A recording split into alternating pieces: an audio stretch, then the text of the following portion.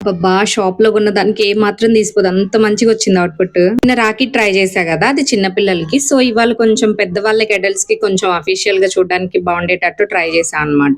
Silk thread ఇంకా stone material అయితే నేను స్కూల్ టైమ్‌లో యూజ్ చేసినవన్నమాట.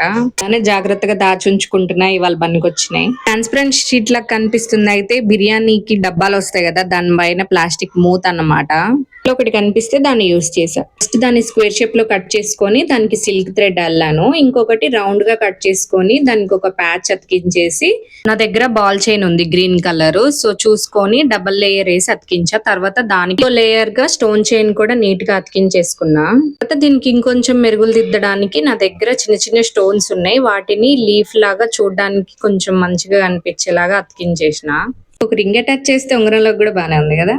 తర్వాత ఈ లాకెట్ అతికించడానికి ఊల్ థ్రెడ్ 4 ప్యాటలు తీసుకున్నా ఈసారి. మధ్యలోకి క్రాస్ గా పెట్టి అతికించా. తర్వాత పూసలు కొంచెం ఎక్కించి పూసలు ఊడకుండా నాటేసేసాను. తర్వాత అటు సైడ్ ఇటు సైడ్ 2 ప్యాట్లుగా మెలిసా అన్నమాట. తర్వాత ఆ రెండింటిని కలిపి మళ్ళీ గొలుసులాగా మెలిసా.